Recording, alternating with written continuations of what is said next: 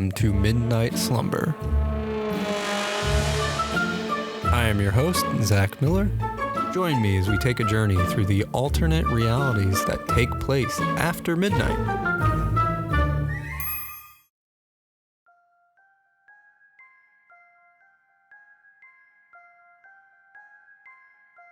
This week we have a Western for you.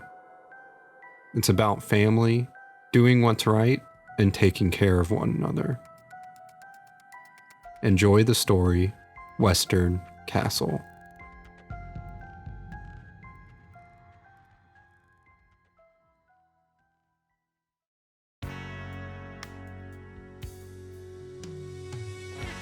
The night sky sings of sleep, but for my brother and I, we are deprived of such relief. Even our horses carrying us don't get to have such a sweet gift. The dirt road has been soft most of the way here, but as we approach our destination, it quickly becomes loud and bumpy as we transition to cobblestone. The castle gate is a nice sight for my dreary eyes. Cannons and men with brand new single-shot rifles line the top, ready to engage any who are unfriendly. The sheriff up top shouts down to us as we reach the moat. The sheriff says, "Who are ye, and what is your business here?" I shout back to him, "We mean no harm, just trying to deliver a message to the king. We hope you would be so kind as to let us stock up and sleep as we wait for one more member of our group." I present my badge to show I am friendly, and the sheriff nods and walks off. A moment goes by, and the concrete drawbridge slowly lowers, giving us entrance into the town. Even with as slow moving as it is, when the rest of the weight of the drawbridge finally touches down, it echoes throughout the entire land. We slowly ride across and see that there is a big candy cane pole just laying inside the entrance. The sheriff stops us and asks us to hitch our horses.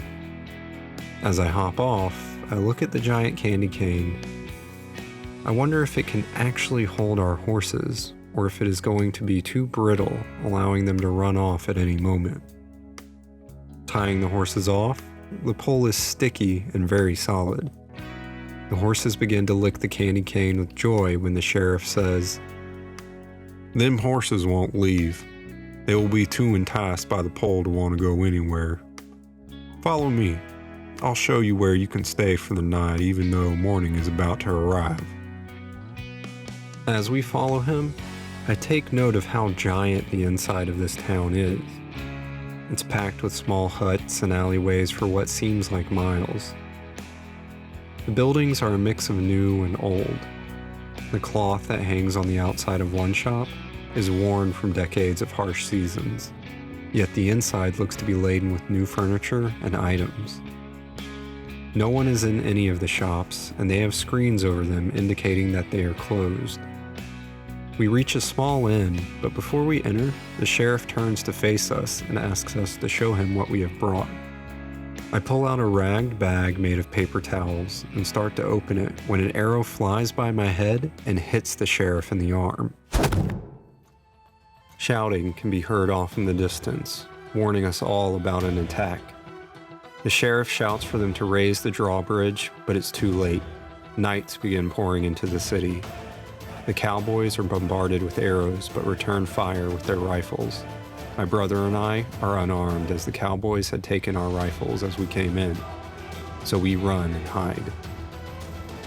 Off to our right is an open stable, and we duck in there with some of the horses. I trip over something and land face first in some wet hay. My right boot had snagged a big leather satchel. I grab the satchel and stuff my items in it, as it won't fall apart like the paper towels I have everything wrapped in. Pushing myself up, I peer through the candy cane slats. Knights come barreling in with torches in hand. My brother mounts one of the horses and ushers me to follow him. I grab the nearest horse and we take off, rushing through the streets of the city.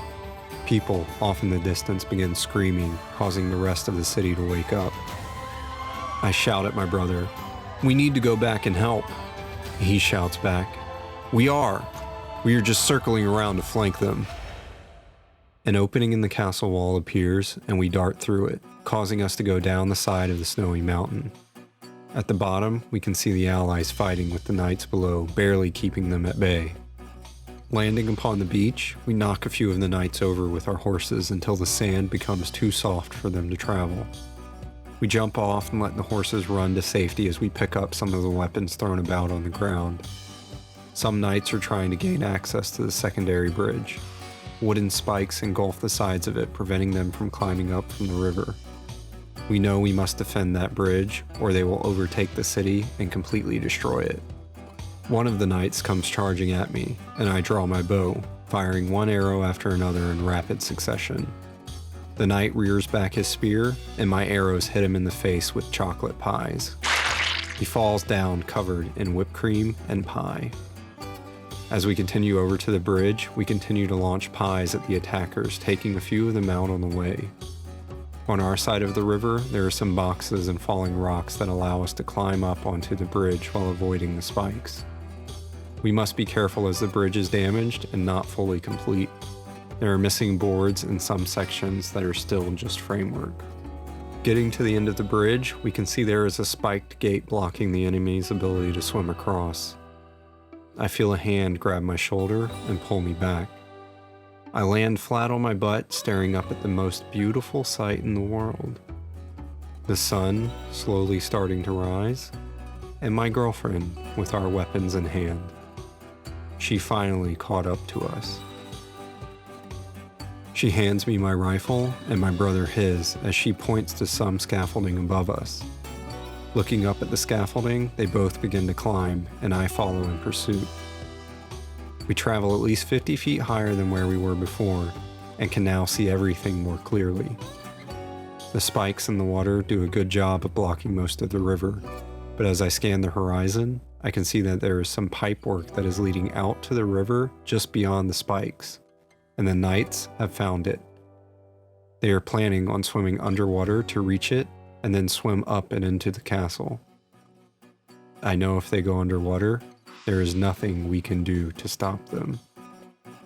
However, my girlfriend notices a massive group of balloons floating just over the river. The balloons are holding up a giant metal spiked club that is dangling just below. She says, "If we shoot that down, it's big enough to block the entrance." We all begin firing one after the other, popping balloon after balloon. It never drops in height until I pop the very last one. It comes speeding down, landing on top of a group of knights, stopping them and preventing anyone from being able to enter through the sewers. The river then begins to freeze over, and the rest of the knights slip as they try to walk across or get frozen in the water. There are a few more balloons that slowly pass by, and we fire at them, causing more pies and spiked metal balls to drop onto the rest of the knights below. Off in the distance is a stockpile of knights' weapons and supplies. I take aim at the last balloon, and as my bullet meets the rubber, an explosion goes off which buries the supplies in whipped cream. The sun is now fully risen, and the forest and beach are covered in desserts. Gazing at what we had done, we then head back confident our job out here is done and rush towards the city to help with any who may be left inside. Thankfully, this bridge leads us right into the heart of the city, but as we enter, things are more different than we expected. The snow has melted and the city is lively. Nothing is burned or destroyed. It's as if there had never been an attack to begin with. Looking around, I notice the city has changed just slightly. Tents and shops are the same, but now there is a giant water park running through the town. People are celebrating and cheering as a parade of old Western floats travel down the streets. A gunshot goes off to my left, followed by a red balloon popping. The balloon releases a pie to the ground below, landing just in front of me. I look down to see where the gunshot came from, and I see a small cockroach tuck a gun into its tiny belt. As the roach makes its way towards the pie, it laughs and says, "All right." We continue on, deciding to look through the shops before we go see the king. We enter one shop that is selling bows and arrows, and I am shocked to see how expensive everything is. We only have a few cents on us, yet the price of even one set of arrows is over $10. There is no way we can afford that or anything in this shop. We hang our heads low, knowing it will probably be the same at any other store here.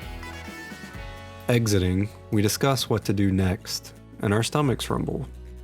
My brother laughs and says, "Ha!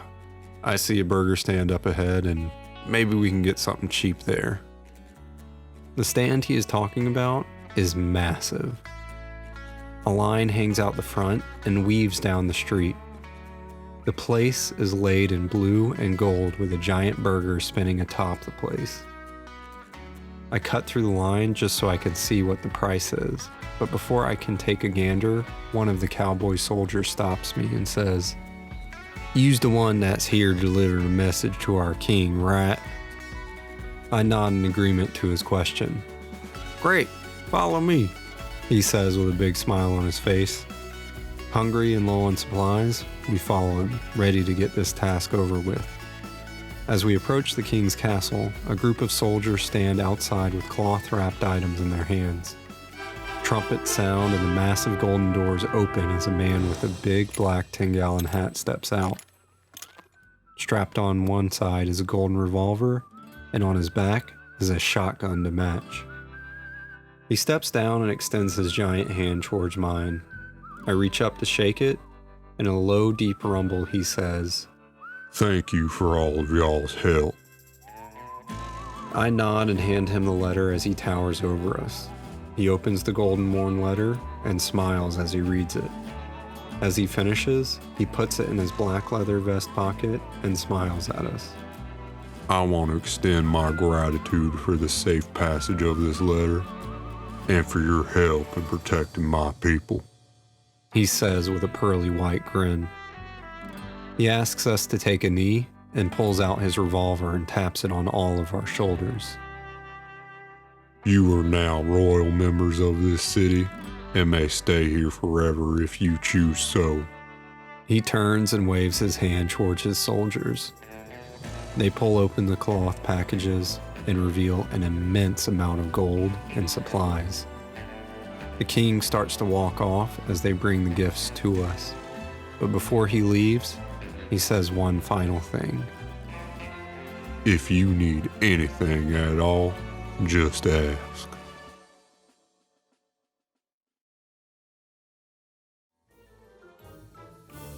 Thank you for listening to tonight's episode.